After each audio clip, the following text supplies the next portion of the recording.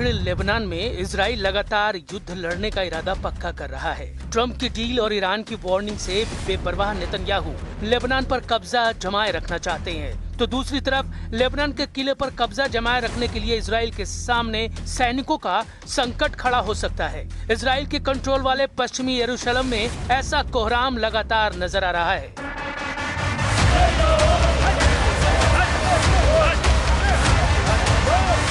पश्चिमी यरूशलेम में पुलिस और हारेदी प्रदर्शनकारियों की झड़प आए दिन होती रहती है।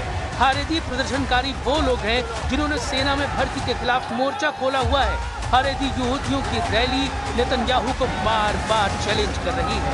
जब इजराइल ने गाजा, लेबनान और सीरिया में फौज तैनात की हुई है और ईरान से युद्ध किसी भी वक्त शुरू हो सकता है, इजराइल की सेना में भर्ती का मुद्दा बहुत गरमाया हुआ है। अनिवार्य सर्विस का विरोध चल रहा है।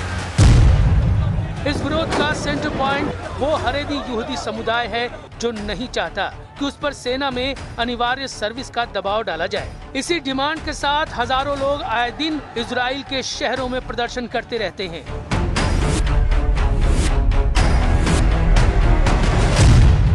इजराइल में नेतन्याहू को हिजबुल्लाह और हमास से इतनी बड़ी टक्कर नहीं मिली जितना इजराइल के अंदर हारेदी समुदाय का विरोध उनके लिए मुसीबत बन चुका है।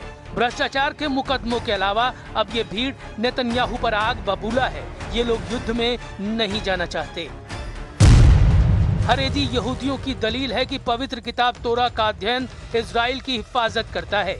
ऐसा करना उनकी ही जिम्मेदारी है, इसलिए उन्हें फौज में भर्ती से छूट मिलनी चाहिए। हारेदी यहूदियों का मानना है कि सेना का माहौल उनके धार्मिक नियमों से अलग है, जहां पुरुष और महिलाएं साथ रहते हैं। खाने पीने के नियम भी ऐसे हैं जो उनकी प्रार्थना के नियमों से मेल नहीं खाते। हारेदी यहूदी समुदाय इजराइल देश की स्थापना को भी सही नहीं मानता। ऐसे में हारेदी युवाओं की धार्मिक आस्था कमजोर होती है।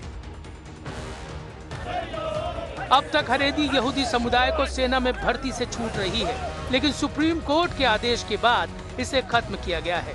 नेतन्याहू के गठबंधन वाले साथी भी यही चाहते हैं। ऐसे में नेतन्याहू सरकार से हारेदी समुदाय की टक्कर तेज होती जा रही है।